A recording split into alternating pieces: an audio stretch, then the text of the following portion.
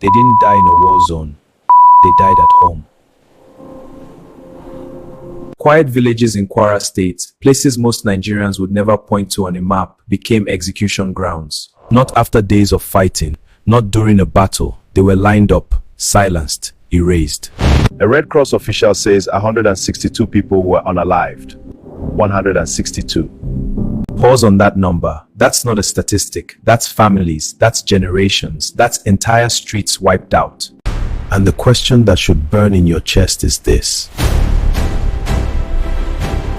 How does something this big happen without the whole country shaking? Watch the next video, how the whole story began.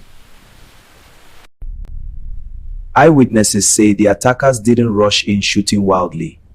This was not chaos.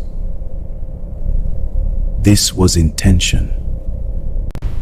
They came organized, confident,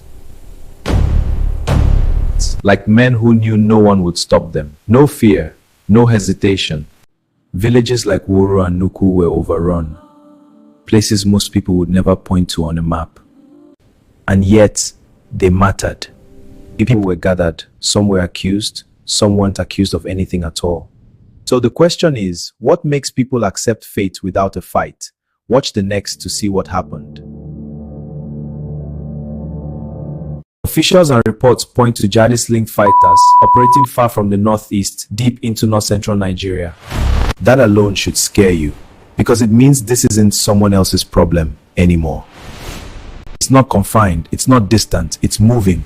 So here's the uncomfortable question.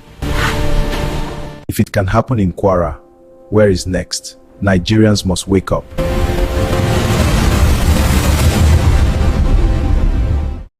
After every massacre, we ask the same questions.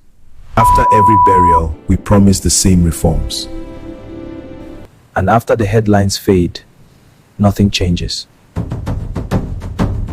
Where was protection? Where was early warning? Where was intelligence? Where was the state? But nothing stopped the night from coming. So tell me, is this a failure of security or a failure of priorities? And why does accountability always arrive after the graves are dug? So in part 5, we confront the question Nigeria avoids. Who benefits from this silence and who keeps paying with their lives?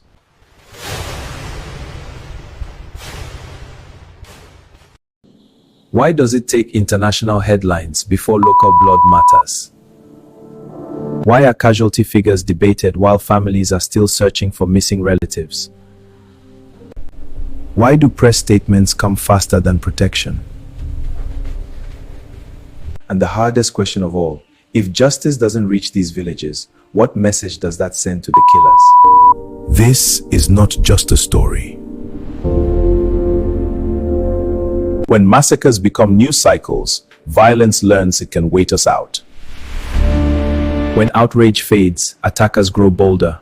When communities are abandoned, terror fills the vacuum. So don't just watch this.